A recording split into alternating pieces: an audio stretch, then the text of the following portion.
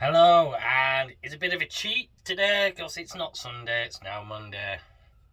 Cheers anyway.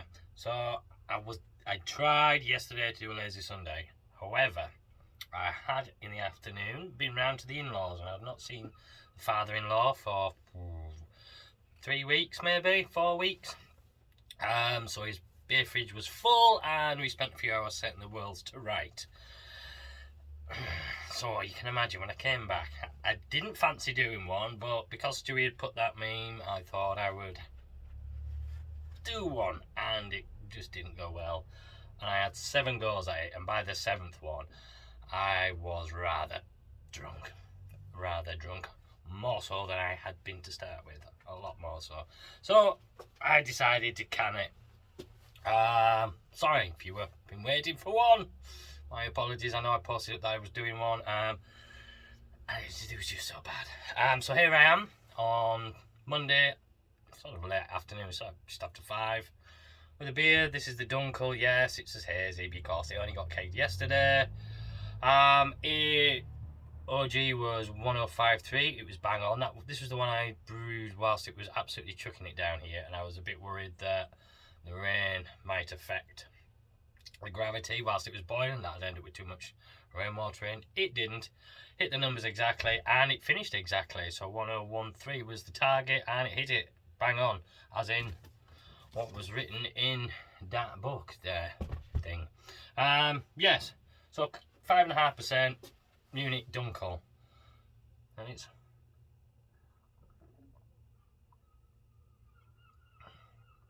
very malty. It's very nice. It's rich. It finishes clean enough.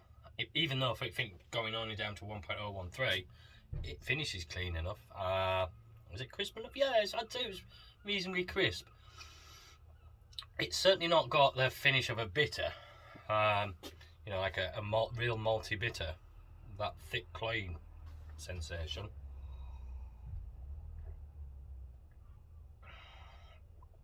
It's rather a nice beer, that. So you can imagine me doing this 7 times and having to get another beer ready, and yeah, didn't go well at all. So what are we going to talk about? Coming up next, brewing wise, I've made a decision to have a go from the book. I just picked this one back up again because I think I've got it marked in this one. Yeah, I'm going to have a go at that. The Harvest Pale Ale. If and when I do this, this will be the 27th beer I'll have brewed from these books. Same book, I know, but yeah, it'll be the 27th brew I will have done from the Bible. Not surprised. I'm getting through these. I do really enjoy this book, only that it just gives you a good idea of general sort of styles. It's good for getting a general style, and then you can play around with the bloody things, can't you? Just do whatever you want. A harvest pit. There's a few in here that are specific, like the London Bitter is obviously Fuller's Pride. The Northern Bitter is supposed to be Newcastle Brown Ale. That sort of thing. Yorkshire Bitter. Excuse me, I think it's probably Black Sheep. All based around. Then there's the ESB, which is obviously Fuller's ESB in here. There are some that are targeted. However, take this. This is just a Munich Dunkel. Now you can play around like I do. Everyone does. So that is what I will be brewing next. As it stands, it's 3.7 kilos of lager malt, 200 grams of Vienna malt, and 200 grams of crystal wheat malt. However, as similar to the Dunkel, where I didn't have chocolate wheat malt, I used half chocolate malt, half wheat malt. I don't have crystal wheat malt, so I will do half crystal malt, half wheat malt again. I mean, it's only a matter of 100 grams of each in this, so it's not too bad. Hops wise is Magnum, Willamette, and Cascade, and I believe I have all those, so that shouldn't be a problem. For the yeast, they have White Labs, American Ale yeast blend. Well, I'll just choose USO5. And that hopefully will be done on Thursday, if I have the chance. Well, what else shall we talk about?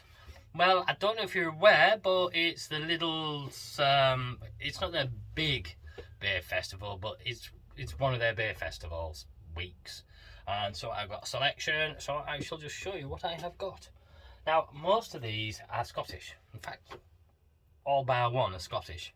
So we have from Stewart Brewing, which is an Edinburgh-based brewery. Forbidden Fruit, had this before, yeah. It's been in their thing before. Grapefruit Pale Ale, 4.6%. Quite nice, reasonable. Nothing to complain about, nothing to go wow about. But for a supermarket, supposed craft beer, it's alright. Well, they're all like that, really, aren't they? Sort of steadier ways. Now, this one is 71 Brewing Company, which I'm not sure. I think they're a Glasgow brewery. Where are they? I know, they're Dundee. They're a Dundee brewery. And this is their Mystic Origins, which is a Kvike IPA, which is 5%. Cascade, Artarnum, and Columbus hops, which is always nice. And with Voss Kvike, it's obviously the clean version rather than the original version that tasted like burnt tyres most of the time. This from Loch Lomond Brewery is the Zoom Time Session NEPA. Had this before as well. Amarillo, Galaxy, and Mosaic. Be worth trying. I'm not sure. I kind of went off Mosaic for a while, but I seem to be coming back to it again. But citrus fruit and pineapple flavour, passion fruit and peach aroma. It's all right. Yeah, it's another one that's just all right. Back to the 71 Brewing Company, and we have their Citra Gear Shifter Single Hop Citra. Well, you know me, I love my Citra, so I had to get that and try it. I've not had this before. 5%. Citra, what can you say? It's just got Citra in it. And then back to the Lost Lomond Brewery again. Loch Lomond Brewery, not Lost Lomond. It's Lost in Mosaic is the name. This is their New World IPA, 5%. With orange and melon flavours. Hops are Citra and Mosaic. So I'll be interested to know how you get the melon flavour with Citra and Mosaic. Interesting. Yeah, pineapple and citrus aroma with orange and melon flavour. We'll see. And the last bit, which I've said for last, isn't in fact anything to do with Scotland. Far different. If you've seen the Craft Beer channel and their trip to the Budweiser brewery, and they went down into the cellars and they were having fresh from the kegs out of the barrels, fresh out the barrel. One of the ones they had was the dark lager. So Lidl now have these in at the minute, and surprisingly, they do have information that you don't normally see on something like a Budweiser. You don't see it on their Budweiser beer, is the EBC and IBUs. So it does say 95 EBC, 24 IBUs, 4% alcohol. So that's the Budweiser Dark Lager. I'm really looking forward to trying that one. Just to see how it is, because there is a recipe. Surprise, surprise, there's a recipe in here for a dark lager I was looking at only yesterday. So I think that is pretty much a catch-up. Now, did we want to do a long-winded talk about something? Now, I did yesterday, and I went on and on about it. However, it's 9 minutes 14. I haven't got a video out. It's nice to get a video just out.